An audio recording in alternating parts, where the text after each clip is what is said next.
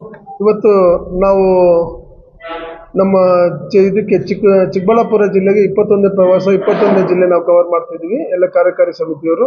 ನಾವು Karnataka state contractor association ಬಂದೀನಿ. ನಾನು ಮಂಜುನಾಥ್ ಅಂತಂದೇಳಿ ಅಧ್ಯಕ್ಷರು. ಈಗ ನಮ್ಮದು ಮತ್ತು ನಮ್ಮ ಕರ್ನಾಟಕ ಸರ್ಕಾರದ್ದು ಮಧ್ಯೆ ಇರ್ತಕ್ಕಂಥ ಕೆಲವು ನಮಗೆ ಅಸಮಾಧಾನಗಳು ಮತ್ತು ನಮ್ಮ ಜೊತೆ ಕಾಂಟ್ರಾಕ್ಟರ್ಗಳು ಆಗ್ತಕ್ಕಂಥ ಅನ್ಯಾಯಗಳನ್ನ ತಮ್ಮ ಮುಂದೆ ತಿಳಿಸೋದಕ್ಕೆಲ್ಲ ನಾವು ಜಿಲ್ಲಾ ಪ್ರವಾಸ ಮಾಡ್ತಾ ಇದ್ದೀವಿ. ಸ್ನೇಹಿತರೆ, ನಮ್ಮದು ಸುಮಾರು 3 ವರ್ಷದಿಂದ 37,000 ಕೋಟಿ ಬಿಲ್ ಪೆಂಡಿಂಗ್ ಇದೆ ನಮ್ಮಲ್ಲಿ. ಮಾನ್ಯ ಮುಖ್ಯಮಂತ್ರಿಗಳಿಗೆ ಮತ್ತು ಸಂಬಂಧಪಟ್ಟ ಸಚಿವರಿಗೆ ಹಲವಾರು ಸಾರಿ ನಾವು ಲೆಟ್ರುಗಳು ಬರೆದ್ವಿ. ಲೆಟ್ರುಗಳು ಏನು ಬರೆದ್ರೂ ಕೂಡ ಯಾವುದೇ ಪ್ರಯೋಜನ ಆಗಲಿಲ್ಲ. ಮಾನ್ಯ ಸಚಿವರುಗಳು ಸುಮಾರು ಸರಿ ಭೇಟಿ ಮಾಡಿದ್ರು. ಈಗ ಭೇಟಿ ಮಾಡಿ ನಮ್ಮದೆಲ್ಲ ಪ್ರಾಬ್ಲಮ್ಸ್ ಎಲ್ಲ ಕೇಳ್ತಾರೆ, ಮಾಡ್ತಾರೆ. ಬಟ್ ಆದರೆ ನಮಗಿರ್ತಕ್ಕಂಥ ಬಿಲ್ನ ಕೊಡಿಸ್ಲಿಕ್ಕೆ ಯಾವ ಸಚಿವರು ಕೈಲೂ ಆಗ್ತಾ ಇಲ್ಲ.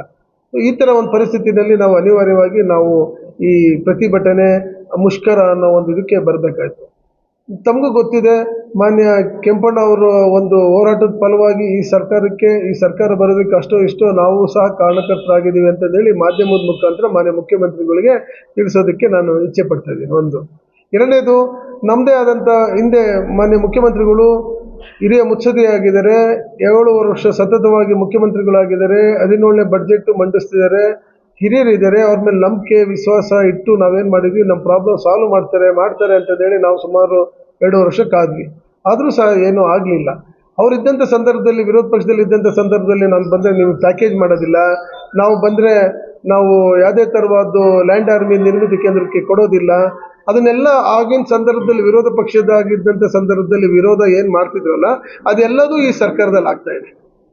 ಯಾವುದೇ ಥರವಾದ್ದು ಅದಕ್ಕಿಂತ ಜಾಸ್ತಿನೇ ಆಗ್ತಿದೆ ಹೊರತು ಅದಕ್ಕಿಂತ ಕಡಿಮೆ ಆಗ್ತಾ ಇಲ್ಲ. ಸ್ನೇಹಿತರೆ, ನಮಗೆ ಉಳಿದಿರೋದೊಂದೇ ಮಾಧ್ಯಮ ಮಿತ್ರರು, ನೀವೇ ನಮಗೆ ಈ ಒಂದು ಸಂದರ್ಭದಲ್ಲಿ ಹೆಲ್ಪ್ ಮಾಡಬೇಕು ಅಂತಂದೇಳಿ ಹಿಂದೂ ಮಾಡ್ತೀರಾ, ಮುಂದೂ ಮಾಡ್ತೀರಾ, ಈಗಲೂ ಮಾಡ್ತೀರಾ. ಈ ಒಂದು ಸಂದರ್ಭದಲ್ಲಿ ತಾವು ನಮಗೆ ಸಹಕಾರಿಯಾಗಿ ನಿಂತ್ಕೋಬೇಕು ಅಂತ ಹೇಳ್ಬಿಟ್ಟು ನಾವು ನಿಮ್ಮಲ್ಲಿ ಮನವಿ ಮಾಡ್ಕೊಳ್ಳೋಕ್ಕೋಸ್ಕರ ನಾವೆಲ್ಲ ಜಿಲ್ಲಾ ಪ್ರವಾಸ ಮಾಡ್ತಾ ಇದ್ದೀವಿ. ಈಗ ನೋಡಿ, ಸುಮಾರು ನಾವು 1 ವರ್ಷಕ್ಕೆ 300 ಪುಟಗಳದ್ದು ನಾವು 300 ಪುಟಗಳದ್ದು ನಾವು ಡಾಕ್ಯುಮೆಂಟ್ಸು ನಮ್ಮ ಚೀಫ್ ಸೆಕ್ರೆಟರಿ ಅವ್ರಿಗೆ ಕೊಟ್ಟಿದ್ದೀವಿ. ಯಾವುದೇ ಥರವಾದ್ದು ಚೀಫ್ ಸೆಕ್ರೆಟರಿ ಅವರು ಎಲ್ಲದಕ್ಕೂ ಸಹ ಕಳಿಸೋವಂಥ ಕೆಲಸ ಮಾಡಿದ್ದಾರೆ. ನಾವು ಸಹ ಯಾವುದೇ ರೀತಿಯಲ್ಲಿ ಅದನ್ನು ಎಲ್ರಿಗೂ ಇದು ಮಾಡಿ ಎಲ್ಲ ಮಿನಿಸ್ಟ್ರುಗಳಿಗೂ ಎಲ್ಲ ಸಪೋರ್ಟ್ ಮಾಡಿ ಎಲ್ಲರೂ ಕಳಿಸಿ ಇದು ಮಾಡಿದ್ದೀವಿ. ಆದರೂ ಸಹ ಏನೂ ಪ್ರಯೋಜನ ಆಗಿಲ್ಲ. ಈಗ ನಮ್ಮಲ್ಲೇ ಕೂತ್ಕೊಳ್ಳಿ. ಈಗ ಲೋಕೋಪಯೋಗಿ ಇಲಾಖೆ 8,370 ಕೋಟಿ ಲೋಕೋಪಯೋಗಿ ಇಲಾಖೆ ಇದೆ. ಜಲಸಂಪನ್ಮೂಲ ಇಲಾಖೆ 13,000 ಕೋಟಿ ಇದೆ. ಲೋಕೋಪಯೋಗಿ ಇಲಾಖೆ 8,370 ಕೋಟಿ ಇದೆ. ಜಲಸಂಪನ್ಮೂಲ ಇಲಾಖೆ 13,000 ಕೋಟಿ ಇದೆ. RDPR 3,800 ಕೋಟಿ ಇದೆ. ಸಣ್ಣ ನೀರಾವರಿ ಇಲಾಖೆ 3,000 ಕೋಟಿ ಇದೆ. ನಗರಾಭಿವೃದ್ಧಿ ಇಲಾಖೆ 2,000 ಕೋಟಿ ಇದೆ. ವಸತಿ ಮತ್ತು ವಕ್ಫ್ 2,600 ಕೋಟಿ ಇದೆ. ಕಾರ್ಮಿಕ ಇಲಾಖೆ 2,000 ಕೋಟಿ ಇದೆ. BBMP 1,600 ಕೋಟಿ ಈಗ ಪೆಂಡಿಂಗ್ ಬಿಲ್ ಇದೆ. ಇಷ್ಟೆಲ್ಲ ಸೇರಿ 37,370 ಕೋಟಿ ರೂಪಾಯಿ ಪೆಂಡಿಂಗ್ ಬಿಲ್ ಇದೆ. ಸ್ನೇಹಿತರೆ, ಇಷ್ಟಿದ್ರೂ ಸಹ ನಾವು ಹಲವಾರು ಸಾರಿ ಭೇಟಿ ಮಾಡಿದ್ರು ಸಹ ಮಾನ್ಯ ಮುಖ್ಯಮಂತ್ರಿಗಳು ನಮಗೆ ಅಟ್ಲೀಸ್ಟ್ ಮಿನಿಮಮ್ ಕರ್ಟಸಿಗೋಸ್ಕರ ನಮ್ಮನ್ನು ಕರೆದು ಮಾತಾಡಿಸ್ಬೇಕು ಅಂತಂದೇಳಿ ಅವ್ರಿಗಿಲ್ಲ. ಆಮೇಲೆ ಪ್ಯಾಕೇಜ್ ಪದ್ಧತಿನೂ ಅಷ್ಟೇ. ಈಗ ಬಲಾಢ್ಯರಿಗೆ ಏನಾಗ್ತಿದೆ ಅಂದರೆ ಕ್ಯಾಬಿನೆಟ್ನಲ್ಲೇ ಪ್ಯಾಕೇಜ್ ಪದ್ಧತಿನ ಅಪ್ರೂವ್ ಮಾಡ್ತಿದ್ದಾರೆ. ಮಾನ್ಯ ಮುಖ್ಯಮಂತ್ರಿಗಳು 1 ಕೋಟಿ ಮೇಲೆ ಪ್ಯಾಕೇಜ್ ಮಾಡಬಾರ್ದು ಅಂತಿದ್ದಾರೆ.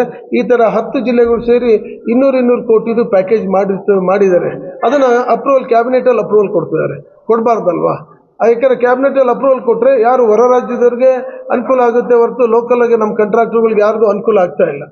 ಸೊ ಇದು ಹಲವಾರು ನಿದರ್ಶನಗಳು, ಹಲವಾರು ಇಲಾಖೆಗಳಲ್ಲಿ ಈ ಥರ ನಡೀತಾ ಇದೆ. ಅದನ್ನು ಸಹ ತಂದ್ವಿ. ಆಮೇಲೆ ಲ್ಯಾಂಡ್ ಆರ್ಮಿ ನಿರ್ಮಿತಿ ಕೇಂದ್ರ ಅಂತಂದು ಹೇಳ್ಬಿಟ್ಟು ನಮ್ಮ ಕಲ್ಯಾಣ ಕರ್ನಾಟಕದ ಭಾಗದಲ್ಲಿ ಸುಮಾರು 5,000 ಕೋಟಿ, ನಿಮಗೆ ಗೊತ್ತು 371J ಏನಿದೆಯಲ್ಲ ಅದ್ರ ಪ್ರಕಾರ 5,000 ಕೋಟಿ ಬರುತ್ತೆ. ಅದು ಅಷ್ಟೇ ಮಾನ್ಯ ಸಂಬಂಧಪಟ್ಟದ್ದು 34 ತಾಲೂಕುಗಳ ಜನಪ್ರತಿನಿಧಿಗಳು ಅವರು ಲ್ಯಾಂಡ್ ಆರ್ಮಿಗೆ ಕೊಡುವಂಥ ಒಂದು ಪರಿಪಾಠ ಬೆಳೆಸ್ಕೊಂಡಿದ್ದಾರೆ. ಇವೆಲ್ಲವೂ ಸಹ ನಾವು ಅನಿವಾರ್ಯವಾಗಿ ನಾವು ಹೋರಾಟ ಮಾಡಲೇಬೇಕಾಯ್ತು. ಕಾರ್ಯಕಾರಿ ಸಮಿತಿಯಲ್ಲಿ ಚರ್ಚೆ ಮಾಡಿ ನಾವು ದಿನಾಂಕ 6ನೇ ತಾರೀಕು 6/3 ನಾವು ಬೃಹತ್ ಪ್ರತಿಭಟನೆ ಮಾಡ್ತಾ ಇದ್ದೀವಿ. 15ರಿಂದ 20,000 ಜನ ಅವತ್ತು ಬರ್ತಾ ಇದ್ದಾರೆ. ನಾವು ಶಾಂತಿಯುತವಾಗಿ, ಸಾಂಕೇತಿಕವಾಗಿ ಒಂದು ದಿನದ್ದು ಕೆಲಸ ನಿಲ್ಲಿಸ್ಬಿಟ್ಟು ಅವತ್ತು ನಾವು ಪ್ರತಿಭಟನೆ ಮಾಡುವಂಥ ಕೆಲಸ ಅಂದರೆ ನಿಮ್ಮ ಮುಖಾಂತರ ಕಾಂಟ್ರಾಕ್ಟರ್ಗಳು ಕಷ್ಟದಲ್ಲಿದ್ದಾರೆ ಅಂತಂದೇಳಿ ತಿಳಿಸೋದೇ ನಮ್ಮದು ಉದ್ದೇಶ ಆಗಿದೆ. ಸ್ನೇಹಿತರೆ, ಇದು ಬನ್ನಿ ಇವರೇ. ಆ ಸಂದರ್ಭದಲ್ಲಿ ಇದ್ದಂಥ ಅವಾಗ ಏನಾಗಿತ್ತು ಅಂದರೆ, ಹಿಂದೆ ನಮ್ಮ ಅಧ್ಯಕ್ಷರು ಏನು ಮಾಡಿರ್ತಕ್ಕಂಥ 40% ಆಪಾದನೆ ಏನಿದೆಯಲ್ಲ, ನಮ್ಮ ಹಿಂದೆ 1.5 ಲಕ್ಷ ಜನ ಕಾಂಟ್ರಾಕ್ಟರ್ಗಳಿದ್ದಾರೆ. ಅವ್ರಿಗೆ ಭಾಳ ತೊಂದರೆ ಆಯಿತು. ಅವಾಗಿದ್ದ ಇರ್ತಕ್ಕಂಥ ಒಂದು ಸಮಸ್ಯೆಗಳು ತೊಂದರೆ ಆಗಿರೋದು, ಆ ತೊಂದರೆ ಮತ್ತೆ ಪುನರಾವರ್ತನೆ ಆಗಬಾರ್ದು ಅಂತ ಹೇಳಿ ನಾವು ಯಾವುದೇ ಆಯಿತು ಪರ್ಸೆಂಟೇಜ್ 30, 40, 60, 90 ಅಂತಂದು ಹೇಳೋದಿಲ್ಲ ಸ್ನೇಹಿತರೆ. ಅವರು ರಾಜಕೀಯ ಮೇಲಾಟಕ್ಕೆ ಅವರವರೇ ಹೇಳ್ಕೊಂತಾರೆ. ಇದನ್ನ ತಾವು ದಯಮಾಡಿ ನಾವು ಅದಕ್ಕೆ ಜಾಸ್ತಿ ಆಸ್ಪದ ಕೊಡ್ದಂಗೆ ನಮಗಿರ್ತಕ್ಕಂಥ ಪೆಂಡಿಂಗ್ ಬಿಲ್ಗೆ ತಾವು ದಯಮಾಡಿ ತಾವು ಇಂಪಾರ್ಟೆನ್ಸ್ ಕೊಟ್ಟು ನಿಮ್ಮ ಮುಖಾಂತರ ಮಾನ್ಯ ಮುಖ್ಯಮಂತ್ರಿಗಳು. ಆಮೇಲೆ ಇನ್ನೊಂದು ಭಾಳ ಆಶ್ಚರ್ಯ ಅಂದರೆ, ಮಾನ್ಯ ಮುಖ್ಯಮಂತ್ರಿಗಳು 3 ಸರಿ ಮೀಟಿಂಗ್ ಕರೆದು, ಒಂದು ಸರಿ ನೀವೆಲ್ಲರೂ ಹಿರಿಯರಿದ್ದೀರ, ಎಷ್ಟೊಂದು ಅನುಭವ ಇದೆ. ಒಂದು ಸರಿ ನಾವು ಇದು ಸಚಿವಾಲಯದಿಂದ, ಮುಖ್ಯಮಂತ್ರಿ ಸಚಿವಾಲಯದಿಂದ ಏನಾದ್ರು ಮೀಟಿಂಗ್ ಬಂದರೆ ಅದು ನಾಳಿಕೋ ಅಥವಾ ಒಂದು ವಾರಕ್ಕೋ ಪೋಸ್ಟ್ಪೋನ್ ಡೇಟ್ ಇದು ಮಾಡೋಕೆ ಹಂಗಾಗಲಿಲ್ಲ. 3 ಸರಿನೂ ಅನಿರ್ದಿಷ್ಟ ಅವಧಿಗೆ ಪೋಸ್ಟ್ಪೋನ್ ಮಾಡಿದ್ರು. ಅಂದರೆ ಅಟ್ಲೀಸ್ಟ್ ಸೌಜನ್ಯಕರು ಕರೆದು ನಮ್ಮನ್ನು ಮಾತಾಡಿಸ್ಬೇಕು ಅನ್ನೋದು ಮಾನ್ಯ ಮುಖ್ಯಮಂತ್ರಿಗಳು ಮಾಡ್ತಾ ಇಲ್ಲ. ನಮಗೆ ಅವ್ರ ಮೇಲೆ ಅಗಾಧವಾದ ವಿಶ್ವಾಸ, ಪ್ರೀತಿ, ಗೌರವ ಎಲ್ಲ ಇತ್ತು. ಆದರೆ ನಮ್ಮ ಪೇಮೆಂಟ್ಗಳು ಇಷ್ಟೊಂದು ನಿಂತಿರೋದ್ರಿಂದ ಕಾಂಟ್ರಾಕ್ಟರ್ಗಳು ಸಾಯೋ ಪರಿಸ್ಥಿತಿ ಬಂದಿದೆ. ಕೊಟ್ಟ ಸಾಲ ಕೊಡೋಕ್ಕಾಗ್ತಾ ಇಲ್ಲ, ಇಟ್ಟಿರೋ ಒಡವೆ ಬಿಡಿಸ್ಕೊಳಕ್ಕಾಗ್ತಾ ಇಲ್ಲ. ಎಷ್ಟೊಂದು ಜನ 16-17 ಜನ ಕಾಂಟ್ರಾಕ್ಟರ್ಗಳು ಸತ್ತೋಗಿದ್ದಾರೆ. ಇಲ್ಲಿವರೆಗೂ 100 ಜನ ಮನೆ ಮಟ್ಟ ಬಿಟ್ಟಿದ್ದಾರೆ. ಇಷ್ಟೆಲ್ಲವೂ ಸಹ ಸಮಸ್ಯೆ ಇರೋದ್ರಿಂದ ತಾವು ತಮ್ಮ ಮುಖಾಂತರ ಜಾಸ್ತಿ ಬೇರೆದಕ್ಕೆ ಇಂಪಾರ್ಟೆನ್ಸ್ ಕೊಡದಲ್ಲೇ ನಾವು ಇರ್ತಕ್ಕಂಥ ಪೆಂಡಿಂಗ್ ಬಿಲ್ಲಿಗೆ ತಾವು ಮುಖ್ಯಮಂತ್ರಿಗಳು ಅವ್ರನ್ನ ಗಮನ ಸೆಳಿಬೇಕು ಅಂತ ನಿಮ್ಮ ಮುಖಾಂತರ ಹೇಳ್ತಾ ನಾವು ಇಲ್ಲ ಅದನ್ನ ಯಾವುದೂ ಇಲ್ಲ. ನಾವೇನು ಗೊತ್ತಾ, ಗುಣಮಟ್ಟದ ಕಾಮಗಾರಿಗಳು ಇರ್ತಾರೆ ನಮ್ಮಲ್ಲೂ, ಒಂದು 5 to 10% ಇರ್ತಾರೆ. ಅದನ್ನ ಅವ್ರು ಏನು ಬೇಕಾದ್ರೂ ಆಕ್ಷನ್ ತಗೊಳ್ಳಿ, ಆ ಥರದ್ದೇನು ಇಲ್ಲ. ನಮ್ಮಲ್ಲೇ ಇರ್ತಕ್ಕಂಥ ನಮ್ದೆಲ್ಲರೂ ಇರ್ತಕ್ಕಂಥ ಕಾಂಟ್ರಾಕ್ಟರ್ಗಳು ಏನು ಕಾರ್ಯಕಾರಿ ಸಮಿತಿಯಲ್ಲಿ ಕೂತಿದ್ದೀವಲ್ಲ, ನಾವೆಲ್ಲ ಗುಣಮಟ್ಟದ ಕಾಮಗಾರಿ ಟೈಮ್ ಬೌಂಡ್ ಕೆಲಸಗಳು ನಾವು ಮಾಡ್ಕೊಂಡು ಬರ್ತಾ ಇದ್ದೀವಿ. ಆದರೆ ಅದು ಆ ವಿಚಾರವಾಗಿಲ್ಲ. ಬಟ್ ಬೇರೆ ಇದೆಯೋ ಇಲ್ವೋ, ಕೊಡೋಕ್ಕಾಗುತ್ತೋ ಇಲ್ವೋ ಅನ್ನೋದು ನೀವು ಕೇಳಬೇಕು. ನಿಮಗೆ ರೈಟ್ಸ್ ಇದೆ, ನಮಗೆ ರೈಟ್ಸ್ ಇಲ್ಲ. ಸರ್ಕಾರದಲ್ಲಿ ದುಡ್ಡಿದೆಯೋ ಅಂತ ಇಲ್ಲ ಅಂತ ಕೇಳೋದಕ್ಕೆ ನಮಗೆ ರೈಟ್ಸ್ ಇಲ್ಲ. ತಾವುಗಳು ಬೇಕಾದ್ರೆ ಸರ್ಕಾರಕ್ಕೆ ಕ್ವಶನ್ ಮಾಡೋದು, ಮನೆ ಮುಖ್ಯಮಂತ್ರಿಗಳಿಗೆ ಕ್ವಶನ್ ಮಾಡ್ಬೋದು. ಪೆಂಡಿಂಗ್ ಬಿಲ್ ಇದೆ 3 ವರ್ಷದ್ದು. ಎಸ್, ಅದೇ ಆಗ್ತಾ ಇಲ್ಲ, ಕೊಡ್ತಾ ಇಲ್ಲ. ಇಲ್ಲ, ಅಲ್ಲಿ ಅದೇ ಆಗ್ತಿರೋದು. ಅಲ್ಲಿ ಅವರಿಗೆ ದುಡ್ಡಿದ್ರೆ ಕೊಡೋಕ್ಕಾಗ್ತಿತ್ತು. ದುಡ್ಡಿಲ್ಲ ಅಂತಂದೇಳಿ ಕೊಟ್ಟಿಲ್ಲ ಅಂದರೆ, ಈಗ ನನ್ನ ಹತ್ರ ಏನಾರು ಇದ್ರೆ ಅಲ್ವಾ ಕೊಡೋದು, ಇಲ್ಲ ಅಂದರೆ ಸುಮ್ಮನೆ ಇರ್ತಾರೆ. ಅದು ನೀವು ಕೇಳಬೇಕು ಅಂತ ಅಷ್ಟೇ. ನಾವು ಹೇಳಲಿಕ್ಕಾಗಲ್ಲ ಸರ್ಕಾರದ ದುಡ್ಡಿದಿಲ್ಲ ಅಂತ. ಹಿಂದೆ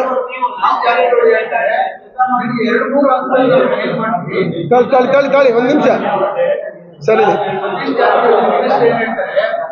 ತಾಳಿ ಸರ್ 1 ನಿಮಿಷ ಕೇಳಿ. ಹೇಳಿ ಸರ್. ಸತೀಶ್ ಜಾರಕಿಹೊಳಿ 2-3 ಹಂತಗಳನ್ನ ಬಿಡುಗಡೆ ಮಾಡ್ತೀವಿ, ಹಂಗಂತ ಒತ್ತಾಯ ಮಾಡಂಗಿಲ್ಲ. ಮತ್ತು ನಿಮ್ಮ ಅಮೌಂಟ್ ಎಲ್ಲಿ ಹೋಗೋದಿಲ್ಲ. ಮತ್ತೆ ಅವ್ರು ಒತ್ತಾಯ ಮಾಡಬಾರ್ದು, ಒತ್ತಾಯ ಮಾಡಕ್ಕೆ ಅವ್ರಿಗೆ ಏನ್ ಇದೆ ಅನ್ನೋದನ್ನ ಸತೀಶ್ ಜಾರಕಿಹೊಳಿ ನೇರವಾಗಿ ಹೇಳ್ತಾರೆ. ಸರ್, ಮಾನ್ಯ ಸತೀಶ್ ಜಾರಕಿಹೊಳಿ ಸಾಹೇಬ್ರ ಹತ್ರ ನಾವು 8 ಮೀಟಿಂಗ್ ಮಾಡಿದ್ದೀವಿ. ಅಷ್ಟೋ ಇಷ್ಟೋ ನಮಗೆ ಕರೆದು ನಮ್ಮ ಬಗ್ಗೆ ಕೇಳೋದು ಅಂದರೆ ಸತೀಶ್ ಜಾರಕಿಹೊಳಿ ಸಾಹೇಬರು ಒಬ್ಬರೇ. ನಮ್ಮ ಸಮಸ್ಯೆಗಳನ್ನೆಲ್ಲ ಬಗೆಹರಿಸೋದಕ್ಕೆ ಪ್ರಾಮಾಣಿಕ ಪ್ರಯತ್ನ ಮಾಡ್ತಾ ಇದ್ದಾರೆ. ಎಲ್ಲವೂ ಫೈನಾನ್ಷಿಯಲ್ ಕ್ಲಚ್ಗಳು ಇರೋದ್ರಿಂದ ಅದು ಅಲ್ಲೂ ಜ್ಯೇಷ್ಠತೆ ಮಾಡ್ತಿರ್ಲಿಲ್ಲ. ಆಮೇಲೆ ನಾವು ಹೋಗಿ ಮೀಟಿಂಗ್ ಮಾಡಿದ ನಂತರ ಜ್ಯೇಷ್ಠತೆ ಅಂತಂದೇಳಿ ಈ ಕರೆಕ್ಟಾಗಿ ನೀಟಾಗಿ ಅಷ್ಟೋ ಇಷ್ಟೋ 8 ಇಲಾಖೆಯಲ್ಲಿ ಅಮಾಂಗ್ 8 to 4 ಇಲಾಖೆ ಸತೀಶ್ ಜಾರಕಿಹೊಳಿ ಸಾಹೇಬ್ರದ್ದು ಈಗ ಉತ್ತಮವಾಗಿದೆ. ಸೊ ಅದು ಇರೋ ವಿಚಾರ ಹೇಳಲೇಬೇಕಾಗ್ತಿದೆ. ಆದರೆ ಅವರು ಹೇಳ್ತಾರೆ, ಈಗ ಎಷ್ಟು ದಿನ ಅಂತಂದೇಳಿ ಹಳೆ ಸರ್ಕಾರದ್ದು ಅಂತ ಹೇಳಕ್ ಬರ್ತಾರೆ ಮಾನ್ಯ ಮುಖ್ಯಮಂತ್ರಿಗಳು. ಯಾಕೆಂದ್ರೆ ಮನೆಯಲ್ಲಿ ನಮ್ಮ ಯಜಮಾನರುಗಳು ಯಾರು ನಮ್ಮ ಮನೇಲಿ ಏನಾದ್ರು ಹೆಚ್ಚು ಕಡಿಮೆ ಆದರೆ ನಾವು ಎಲ್ಲ ಕೊಟ್ಟ ಸಾಲ ಕೊಡಲ್ವಾ, ಸಮಾಜದಲ್ಲಿ ನಾವು ಬದುಕೋದಿಲ್ವಾ? ಸೊ ಇದು ಅವರು ಹಿರಿತನ ಅದನ್ನ ಮೆರಿಬೇಕಾಗಿತ್ತು ಮಾನ್ಯ ಮುಖ್ಯಮಂತ್ರಿಗಳು.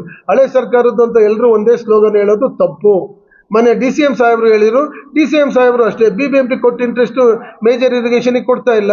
ಅದು BBMPಗೆ ಅದು ಮಾಡಿದಷ್ಟು ಮೇಜರ್ ಇರಿಗೇಷನಿಗೆ ಮಾಡಲ್ಲ. ಅವರು ಅಷ್ಟೇ ಹಲವಾರು ಮೀಟಿಂಗ್ ಮಾಡ್ತಾರೆ, ಸಾಂತ್ವನ ಹೇಳ್ತಾರೆ, ಕೊಡ್ತೀನಿ ಕಣ್ ತಡೀರಯ್ಯ, ನಾನು ಮಾತಾಡ್ತೀನಿ ಅಂತ. ಇದುವರೆಗೂ ಸಹ ಈಗ ಎಷ್ಟು ದಿನ ಬೇಕು? 2 ವರ್ಷಕ್ಕೆ ಒಂದು ಮೀಟಿಂಗ್ ಕರೆದು ನಮ್ಮ ಪ್ರಾಬ್ಲಮ್ ಸಾಲ್ವ್ ಮಾಡೋಕ್ಕಾಗಲ್ವ ಮಾನ್ಯ ಮುಖ್ಯಮಂತ್ರಿಗಳಿಗೆ? ಹಿಂದಿದ್ದರು ಬೇರೆ CMಗಳೆಲ್ಲ ಕರೀತಾ ಇರಲಿಲ್ವಾ? ನಾವೇನು ಅವ್ರ ಮೇಲೆ ಏನು ಘರ್ಷಣೆಗೆ ಹೋಗ್ತಾ ಇಲ್ಲ, ನಮ್ಮ ದುಡ್ಡು ನಮ್ಮ ಕೂಲಿ ನಮಗೆ ಕೊಡ್ರಪ್ಪ, ನಾವು ಮಾಡಿರ್ತಕ್ಕಂಥ ಕಷ್ಟ ಇದ್ದೀವಿ, ಸಾಲ ಮಾಡಿದ್ದೀವಿ, ತೀರ್ಸೋದಕ್ಕೆ ದುಡ್ಡು ಕೊಡಿ, ಮತ್ತೆ ಇದೇ ದುಡ್ಡನ್ನ ನಾವು ಮತ್ತೆ ಕೆಲ್ಸಕ್ಕೆ ಹಾಕ್ತೀವಿ. ನಾವು ನಾನು ಹೇಳಿದ್ನಲ್ಲ ಫಸ್ಟೇ, ನಿಮಗೆ ರೈಟ್ಸ್ ಇದೆ ಕೇಳೋದಕ್ಕೆ, ನೀವು ಯಾಕೆ ಅಂತ ನೆವರ್ ಹೇಳಿ. ಸರ್ಕಾರಿ ಕೆಲಸಗಳಲ್ಲಿ ಕಮಿಷನ್ ಅನ್ನೋದು ಸೂರ್ಯನಷ್ಟೇ ಸತ್ಯ, ಜಗಜ್ಜಾಹಿರ. ನೀವು ಅದರ ಬಗ್ಗೆ ಪ್ರಶ್ನೆ ಮಾಡ್ತಾ ಇಲ್ಲ, ಅದನ್ನ ನೀವು ಕೇಳಿ ಅಂತ ಅಂದ್ಬಿಟ್ಟು ಹೇಳ್ತೀರಾ. ಅಲ್ಲ ಸರ್, ಕಮಿಷನ್ ಇಲ್ಲ ಅಂತ ಹೇಳ್ತಿಲ್ಲ ಸರ್. ಕಮಿಷನ್ ಹಳೆ ಅಲ್ಲ. ಒಂದ್ ನಿಮಿಷ ತಡೀರಿ ಸರ್, ಹೇಳ್ತೀನಿ ತಡೀರಿ ಸರ್. ನಮ್ಮಲ್ಲಿರ್ತಕ್ಕಂಥ ಹಣ ಬಿಡುಗಡೆ ವಿಚಾರವಾಗಿ 3 ವರ್ಷದ ಹಣ ಬಿಡುಗಡೆ ವಿಚಾರವಾಗಿ ಹಳೆ ಸರ್ಕಾರಕ್ಕೆ ಹಣ ಬಿಡುಗಡೆ ವಿಚಾರವಾಗಿ ಮಾತ್ರ 30-40 ಆ ಥರ ಏನು ನಾವು ಹೇಳಲಿಕ್ಕೆ ನಾವು ಯಾರು ಸಹ ನಾವು ಅದಕ್ಕೆ ಅಂತ ತಪ್ಪು ಮಾಡ್ಲಿಕ್ಕೆ ಹೋಗಲ್ಲ. ಹಣ ಬಿಡುಗಡೆ ವಿಚಾರ ಮಾಡೋದಕ್ಕೆ ಹಳೆ ಸರ್ಕಾರಕ್ಕಿಂತ ಜಾಸ್ತಿ ಇದೆ ಇದರಲ್ಲಿ. ಐತೆ ಕಮಿಷನ್ ಐತೆ. ಕಮಿಷನ್ ಇಲ್ಲ ಅಂತ ಕೆಲವು ಡಿಪಾರ್ಟ್ಮೆಂಟ್ ಅಂದ್ರೆ ಎಲ್ಲ ಡಿಪಾರ್ಟ್ಮೆಂಟ್ ಅಲ್ಲಿ ಈಗ ಬಿಡೋಗ್ಬಿಡಿ, ಅವೇ ಎಷ್ಟು ಅಂತ ಕೇಳೋದೇ ಆಗ್ಬಾರ್ದು ಅಂತ ಅಷ್ಟೇ. ನಮ್ಗೆ ಏನಾಗ್ತಿದೆ ಅಂದ್ರೆ ಅದಕ್ಕೆ ಡೈವರ್ಟ್ ಆಗ್ತಾರೆ, ಕೊಡೋ ದುಡ್ಡಿಗೆ ಅವ್ರು ಇದ್ ಮಾಡ್ತಾರೆ. ಅಲ್ಲ ಪಾರ್ಟಿ ಅಂತ ಹೇಳ್ತಿಲ್ಲ, ಸರ್ಕಾರಕ್ಕಿಂತ ಹೆಚ್ಚು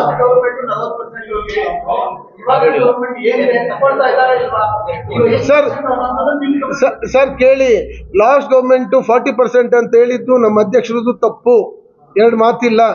ಯಾಕೆ ಅಂದ್ರೆ ಆ ತಪ್ಪು ಮತ್ತೆ ನಾವುಗಳು ಮಾಡಿದ್ರೆ ನಾವು ಏನಾರು ಹೇಳಿದ್ರೆ ನಮ್ಮ 1.5 ಲಕ್ಷ ಜನಕ್ಕೆ ಕಷ್ಟ ಆಗುತ್ತೆ. ದಯವಿಟ್ಟು ಅದನ್ನ ತಾವುಗಳು ಅರ್ಥ ಮಾಡ್ಕೊಂತೀರಾ, ಯಾಕೆ ನಮ್ಮ ಕಷ್ಟ ಎಲ್ಲ ನಿಮಗೆ ಗೊತ್ತಿದೆ, ನಿಮಗೆ ಅದು ಅರ್ಥ ಮಾಡ್ಕೊಂತೀರಾ ಅಂತ ಹೇಳಿ ನಾನು ನಿಮ್ಮಲ್ಲಿ ಮನವಿ ಮಾಡ್ಕೊಳ್ತೀನಿ. ಯಾಕೆ ಒಗ್ಗಟ್ಟಿಲ್ಲ ಹಂಗಲ್ಲ ಸರ್, ಪರ್ಸೆಂಟೇಜ್ ವಿಚಾರವಾಗಿ ತಾವು ದಯಮಾಡಿ ಕೇಳಿ. ನಮ್ಮ ಇಡೀ ಕರ್ನಾಟಕದಲ್ಲಿ ಏನಾದ್ರು ಒಗ್ಗಟ್ಟಿರ್ತಕ್ಕಂಥ ಸಂಸ್ಥೆ ಅಂದ್ರೆ ಕರೀರಪ್ಪ, ನಮ್ಮ ಇಡೀ ಕರ್ನಾಟಕದಲ್ಲಿ ಒಗ್ಗಟ್ಟಿದ್ದ ಸಂಸ್ಥೆ ಅಂದ್ರೆ ಕರ್ನಾಟಕ ಸ್ಟೇಟ್ ಕಾಂಟ್ರಾಕ್ಟರ್ ಅಸೋಸಿಯೇಷನ್.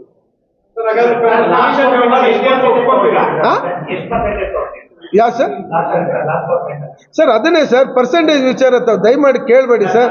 ನಮ್ಗೆ ಏನಾಗ್ತಿದೆ ಅಂದ್ರೆ ಅದನ್ನ ಕೇಳಿದ್ರೆ ಏನಾಗ್ತದೆ, ಸರ್ಕಾರದವ್ರು ಏನ್ ಮಾಡ್ತಾರೆ, ಪರ್ಸೆಂಟೇಜ್ ಕಡೆ ಗಮನ ಕೊಡ್ತಾರೆ, ಕೊಡೋ ದುಡ್ಡು ಕೊಡ್ದಂಗೆ ಆಗ್ತಾರೆ. ಇದರಿಂದ ಕಾಂಟ್ರಾಕ್ಟರ್ಗಳಿಗೆ ಬಹಳ ಕಷ್ಟ ಆಗ್ತಿದೆ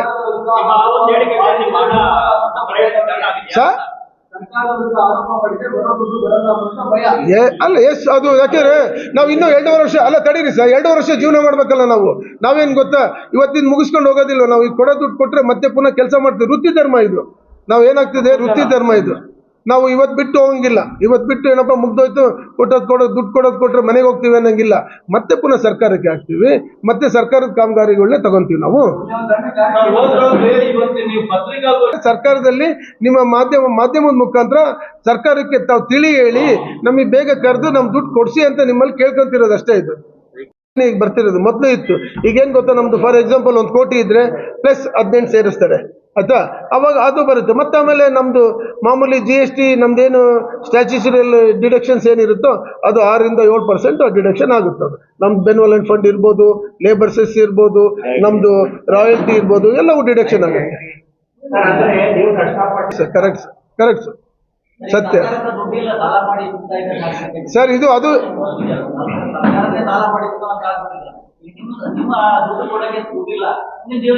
ಸರ್ ಇಲ್ಲಿ ಕೇಳಿ, ಲಾಸ್ಟ್ ಟೈಮ್ 2013-18ರಲ್ಲಿ ಇದೇ ಮಾನ್ಯ ಮುಖ್ಯಮಂತ್ರಿಗಳು CM ಆಗಿದ್ದಂತ ಸಂದರ್ಭದಲ್ಲಿ ಅವಾಗ ಪರಿಸ್ಥಿತಿನೂ ಹಂಗೆ ಇತ್ತು. ಮಾನ್ಯ ಮುಖ್ಯಮಂತ್ರಿಗಳು ಒಂದು ಸ್ಟೇಜ್ ಅಲ್ಲಿ ಸಾಲ ಮಾಡಿ ನಮ್ ದುಡ್ಡನ್ನೆಲ್ಲ ತೀರ್ಸಿದ್ರು. ಅದನ್ನ ಈಗ ಅದೇ ಕೆಲಸ ಮಾಡಿ ಅಂತ ಹೇಳಿ ಮಾನ್ಯ ಮುಖ್ಯಮಂತ್ರಿಗಳು ಹೇಳ್ತಿರೋದು ನಾವು. ಏನಾದ್ರು ಕೊಡಿ ಎಸ್ ಸರ್.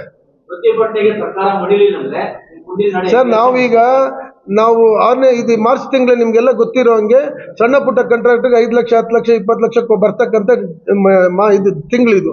ಅದಕ್ಕೋಸ್ಕರ ಈ ತಿಂಗಳಿಗೆ ಸಾಂಕೇತಿಕವಾಗಿ ಒಂದಿನ ಮಾಡ್ತೀವಿ. ಮತ್ತೆ ಏಪ್ರಿಲ್ ಆನ್ವರ್ಡ್ಸ್ ಅನಿರ್ದಿಷ್ಟ ಅವಧಿಗೆ ನಾವು ಬರುವಂತ ಕೆಲಸ ನಿಲ್ಲಿಸ್ಬಿಟ್ಟು ಸ್ಟ್ರೈಕ್ ಮಾಡುವಂತ ಕೆಲಸ ನಾವು ಅವತ್ತೇನಿದೆಯಲ್ಲ 6ನೇ ತಾರೀಕು ನಮ್ಮ ಕಾರ್ಯಕಾರಿ ಸಮಿತಿಯವರು ಡಿಸಿಷನ್ ತಗೊಂಡು ನಾವು ಮುಂದುವರಿತೀವಿ ಸರ್. ಎಸ್ ಹೌದು ಸರ್. ಈಗ ನಮ್ದೇ ನಾವೇ ಸತ್ಯ ಇರೋದು, ಇದಕ್ಕಿನ ಸತ್ಯ ಇನ್ನೇನ್ ಬೇಕು ಸರ್? 100 ಪೇಜ್ ಬರ್ದಿದ್ದೀವಲ್ಲ, ಇದಕ್ಕಿನ ಸತ್ಯ ಏನ್ ಬೇಕು ಹೇಳಿ ನೋಡೋಣ.